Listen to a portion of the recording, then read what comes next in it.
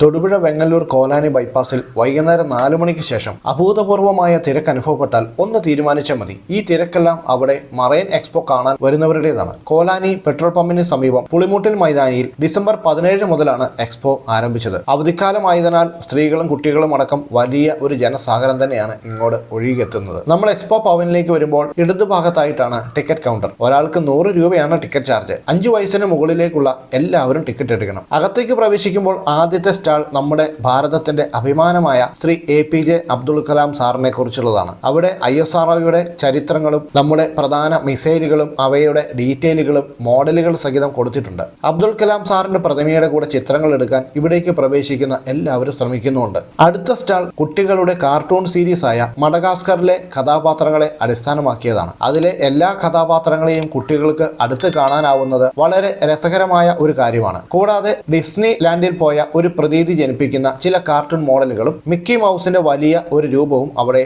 നൽകിയിരിക്കുന്നു.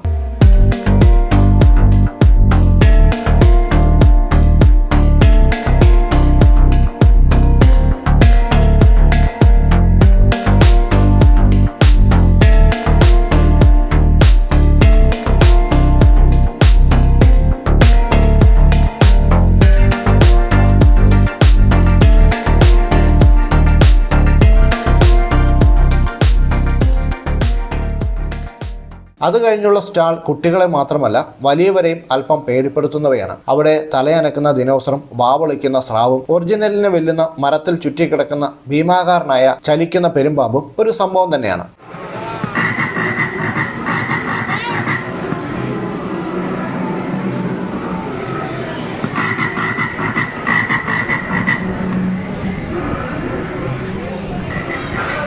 കൂടാതെ ആഫ്രിക്കൻ ആനയും മുതലയും തല അനക്കുന്ന ഒട്ടകവും ഭീമാകാരമായ കോങ്കോ ചിമ്പാൻസിയും ആരിലും ഒരു ഭീതി പടർത്തുന്നവയാണ്. അതിന്റെ തൊട്ടടുത്ത് നിൽക്കുന്ന സീബ്ര വളരെ ഒറിജിനൽ ആണെന്നാണ് തോന്നുകയുള്ളൂ.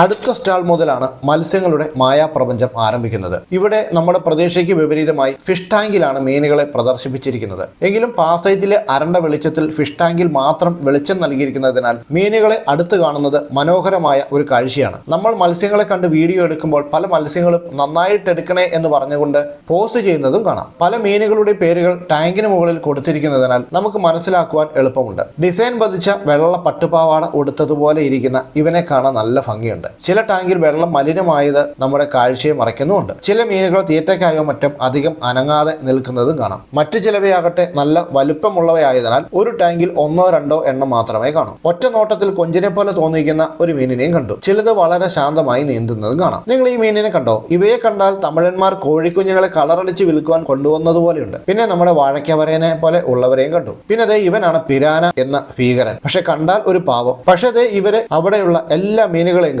സന്തോഷവാന്മാരാണെന്ന് തോന്നുന്നു. കൂട്ടത്തിൽ എനിക്ക് അല്പമെങ്കിലും ഇഷ്ടം തോന്നാഞ്ഞത് ദേ ഇവരെ കണ്ടപ്പോഴാണ്. കാഴ്ചയിൽ പാറ പോലെ ഉറച്ചു കിടക്കുന്ന ഇവനാണ് പ്രശസ്ത പരിസ്ഥിതി പ്രവർത്തകനായ സ്റ്റീവ് ഇർവിന്റെ കൊലപാതകത്തിന് കാരണമായ സ്റ്റിംഗറെ എന്ന തിരണ്ടി വർഗത്തിൽപ്പെട്ട മത്സ്യം. ആളിച്ചിരി ദേഷ്യത്തിലാണെന്ന് തോന്നുന്നു. നമുക്ക് മുഖം തരാതെ തിരിഞ്ഞാണ് കിടക്കുന്നത്. ഇനിയാണ് ശരിക്കും നമ്മൾ കടലിന്റെ അടിത്തട്ടിലെ വിസ്മയം കാണാൻ ടണലിലേക്ക് പ്രവേശിക്കുന്നത്. ഇവിടെ അധികം വെറൈറ്റി മീനുകളൊന്നുമില്ല. എങ്കിലും നമ്മുടെ തലയ്ക്ക് ചുറ്റും മീനുകൾ ഇങ്ങനെ തുള്ളിക്കളിക്കുന്നത് ഒരു വെറൈറ്റി അനുഭവം തന്നെയാണ്. നമ്മൾ ആദ്യം കണ്ട കോഴിക്കുഞ്ഞുങ്ങളെ പോലുള്ള മീനുകളാണ് ഇവിടെ മെയിൻ താരങ്ങൾ എന്ന് പറയാം. ചിലർ മീനുകളെ തൊട്ടു നോക്കുന്നുണ്ട്, ചിലർ സെൽഫി എടുക്കുന്നു. എന്തായാലും ഇത് നല്ല രസമുള്ള കാഴ്ചയാണ്.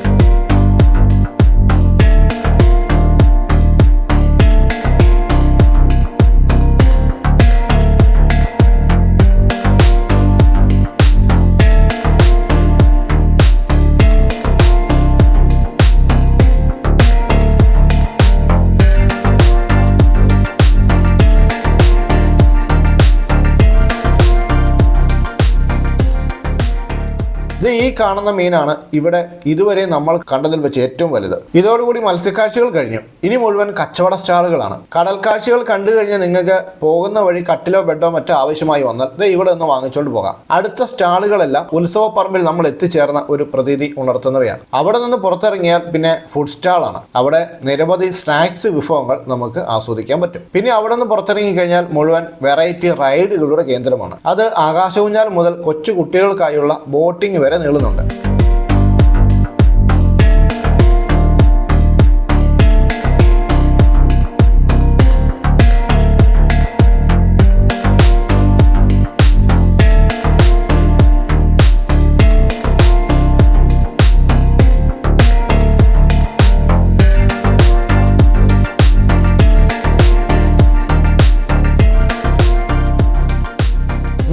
രൂപയ്ക്ക് ഈ എക്സ്പോ വർത്താണോ എന്ന് ചോദിച്ചാൽ തീർച്ചയായും അതെ എന്നാണ് എനിക്ക് പറയാനുള്ളത്. അപ്പോൾ ഈ വീഡിയോ ഇവിടെ നിർത്തുന്നു. നിങ്ങൾക്ക് ഈ വീഡിയോ ഇഷ്ടപ്പെട്ടാൽ ദയവായി വീഡിയോ ലൈക്ക് ചെയ്യുക. നിങ്ങൾ ഇതുവരെ നമ്മുടെ ചാനൽ സബ്സ്ക്രൈബ് ചെയ്തിട്ടില്ല എങ്കിൽ ദയവായി ട്രാവൽഗ്രാം ബൈ ജോബിൻ എന്ന നമ്മുടെ ചാനൽ സബ്സ്ക്രൈബ് ചെയ്യുക. ഒപ്പം അടുത്തുള്ള ബെൽ ബട്ടൺ കൂടി ഒന്ന് അമർത്തേക്കുക. പിന്നെ ഫേസ്ബുക്കിലാണ് ഈ വീഡിയോ കാണുന്നതെങ്കിൽ പേജ് ഒന്ന് ഫോളോ ചെയ്തേക്കുക. അപ്പോൾ മറ്റൊരു വീഡിയോയുമായിട്ട് നമുക്ക് വീണ്ടും കാണാം. നന്ദി.